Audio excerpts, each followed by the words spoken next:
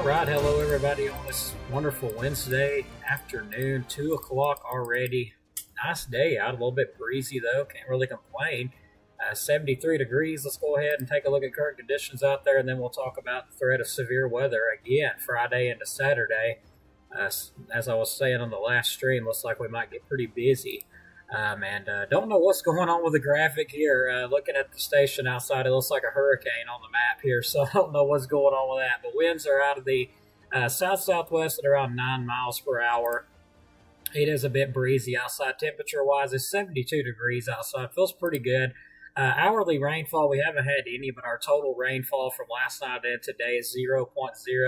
So haven't had a lot of rainfall at all out of this system here, which didn't really expect to have a lot anyway. Let's take a look at the Doppler radar across the area. Not seeing a lot at the moment. Just some isolated showers have just passed through Crossville, Dawson areas. All that's fizzled on out. Some light stuff on up around, looks like Scottsboro, a spell, even Owens Crossroads area, possibly up in northern Marshall County. All that's kind of tracking off to the east southeast. Basically, a lot of scattered activity. Overall, not really showing a lot. Now, let's move on from here and take a look at what we've got for tonight. Looks like tonight's forecast. Let me get some of this clicked off here so it don't come back over the top of everything. Tonight's forecast looks like we're clearing on out. Chance of some showers further to the northeast around Sewanee, Tennessee, even far northeast Jackson County. But other than that, most areas remain dry overnight. Moving on to tomorrow, high pressure sets in. We get some sun, cloud mix, highs around 83 degrees over in DeKalb County, 83 at Stevenson, 85 Huntsville, 84 Coleman, 85 Russellville, and 85 over in Florence. Let's look at the forecast outlook moving forward. So Thursday looks like it'll be a high of 78 to 86. Of course, not expecting any rain or storms at all on Thursday. It moves in. Looks like 15 to 35% overnight. Friday, start to get some storms coming in here. Another low pressure system. High 73 to 87, low 62 to 67. Rain chances, storms 60 to 80% 60% during the day and 80% overnight. Saturday looks like it'll be a high of 74 to 82 degrees with a low 59 to 65 with rain and storms 50% to 70% during the day, a 15 to 25% chance overnight. So that being said, we'll start to get into the forecast a little bit more here. Let's look at the temperatures. Haven't changed a lot since the last update, but they are trending a bit warmer through Monday the 20th to Friday the 24th. So it looks like it's going to get pretty warm out there. Highs in the 80s. Now, if you're further southwest, highs in the 90s. So it's looking like it's going to warm up a bit. We'll move on to the next time period here, which is going to be Wednesday the 23rd to Tuesday the 28th. A little bit cooler than what we had the previous. Still overall warm, starting to feel like summertime, that's for sure. Rainfall outlooks during those time periods look like going to be above average chances through the 6 through 10 day as well as the 8 through 14 day. A little bit higher chances of rainfall during that time period. Total precipitation, though, I actually forgot to set that map up. We'll get to that here in just a little while, or we may just skip it altogether. We don't expect a lot of rainfall anyway until we get on into, like, I'm going to say next week we could have possibly 1 to 2 inches of rain possible. We'll take a look at the SPC outlook, though. This is what the most important at this point is. There's a threat of severe weather on Friday. The best threat of severe weather will be anywhere from Tuscaloosa to Mobile and Alabama, and then further to the southwest, where there's a level 2 risk of severe thunderstorms, slight risk of severe thunderstorms. Friday, overall, the rest of the area is under a marginal threat, level 1 of severe weather. Hopefully it don't go up any. Kind of got a feeling it will go up, but maybe it don't. Primary threats at this time will be damaging winds, 5% risk of all northern Alabama, excluding Tuscaloosa areas, Mobile. Those areas there have got a higher risk, about a 15% risk of damaging winds on Friday, and the best chance of a tornado and large hail at this moment remains in the level 2 area around Tuscaloosa, Mobile, and further southwest. They could have some pretty nasty stuff that way. Overall, really low threat in the rest of the area. Now, let's look at some of the models. When does this stuff look like it's going to come in? Well, according to what I looked at, looks like it'll come in late, possibly into Saturday morning. Again, timing will change as we get on into the time period, so something to keep an eye on. We'll get a better idea of timing probably by Thursday night. But right now, the models are showing late Friday night into Saturday with this next wave of storms that's going to be coming in. So some pretty heavy stuff, gusty to damaging winds, and that's the primary threats at this time. A low threat of a tornado. Looks like the best tornado threat will be further southwest at this time. Now let's look at some of the energy. There's some energy there in place as we move on into Friday and into Saturday, but it doesn't look like a lot unless you're further southwest of us. Decent amount of energy down there. So depending, we may stay in that marginal risk category depending on if things change, which they typically change pretty quickly. So we'll keep an eye on it. We'll move up to one more model here. This is the significant tornado perimeter here. Not seeing a lot of energy in there. Let me let it update. I don't even think it's updating for some reason. Okay, let me go back and update that. I apologize. Looks like it's not updating. So let me go ahead and update that real fast. I'm not really sure why it's not updating, but it don't look like it did. I was noticing that on that when it was running through there. So overall, how's everybody's day going? Hope it's going good. It's been going pretty good here. Can't really complain. It's been a nice day. Seems like time's flying, though, I'll tell you that. Okay, let's see if I can find the model here.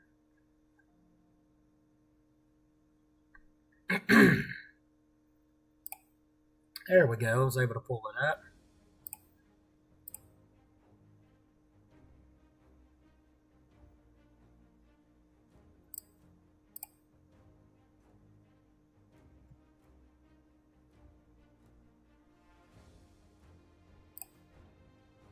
Yeah, not seeing a lot at all. Let's update this model really quick, see if it updates.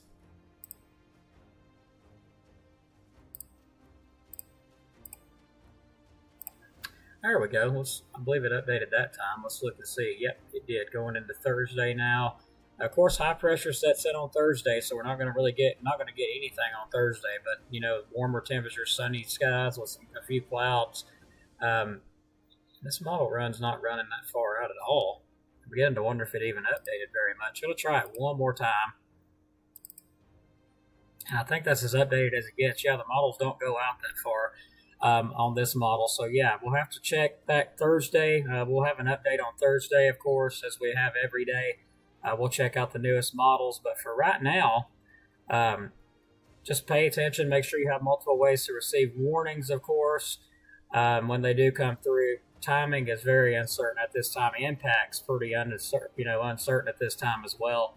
But let's look at some of the newest information that I just was aware of this morning. 16 tornadoes have been confirmed from our last tornado outbreak that we had. 16 tornadoes, with Henniger still being the #1 leading on the strength-wise.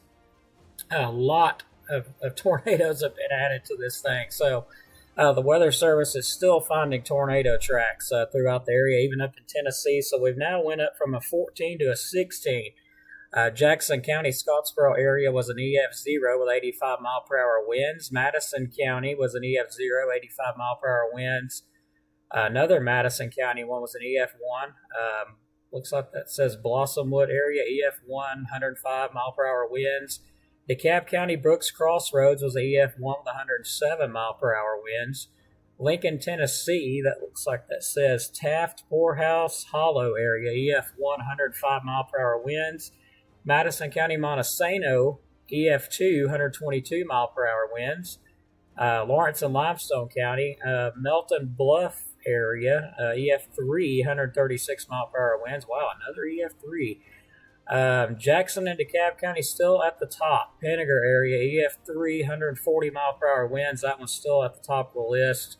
Limestone County, looks like this says Woodland Mill area, EF1, 105 miles per hour. Jackson County, Princeton area, EF1, 104. And Jackson County, another one, South High Top. We actually tracked that one that morning, EF1, 107 miles per hour. Another Jackson County one, Limrock area, EF 0, 85 miles per hour. Lincoln County, Tennessee, Quarters Crossroads area, EF 1, 105 mile per hour winds. Lincoln, Tennessee, Hopper Road, EF 1, 95 mile per hour winds. Another Lincoln, Tennessee one, Southwest Flintville, EF 1, 100 mile per hour winds. And Lincoln, Tennessee, Northeast Flintville, White Gap area, EF1 with 105 mile per hour wind. So, still finding tornado tracks. That was a heck of an outbreak. We haven't had an outbreak like that in quite a little while. But anyway, that being said, have multiple ways to receive warnings when that severe weather does come through. Let me adjust the graphic a little bit here. Looks like it's got a little offset. But anyway, have multiple ways to receive warnings. As we get on into the days progress, it does look like it's going to get into an active period, as last forecasted, and even possibly next week could be another active period. So it looks like it could be getting into an active period. So let's get ready to wrap things up here on this little update. Not a lot, to update at all today, which I'm glad. It's kind of calmed down a bit. But let's get ready to wrap things up. And we'll take a look at comments before we do so. My beautiful ladies watching, thanks so much. And my little one turned 6 today. Thanks so much for all the people who wished her happy birthday. I think there was hundreds of people, so thanks so much. Sharon, thanks for watching from Sylvania. Rachel, thank you for watching. Darlene's watching from Dawson, thanks very much. Greta Collins watching from Scottsboro, hello. Mary Beth watching from Menton, thanks. And Wesley Busby watching over there in Henniger, thanks so much for watching. I'm hoping that we don't have any distribution problems, because I got notified this morning when I woke up and opened the Facebook page up that Facebook had flagged one of the posts we put up, and they had actually put some kind of restriction on us because of a post a long time ago. And I'm just like, are you kidding? Why wait till now to do this when it's been up that long? So hopefully it doesn't cause distribution problems, and I've got a kind of feeling that it will. We've got 16 viewers, so I'm going to pay attention to our viewers. I don't know what Facebook's got issues, it seems like. Let's just put it that way. But God bless, take care everybody, have a great rest of your Wednesday, and we'll see you on the next one. Thanks again.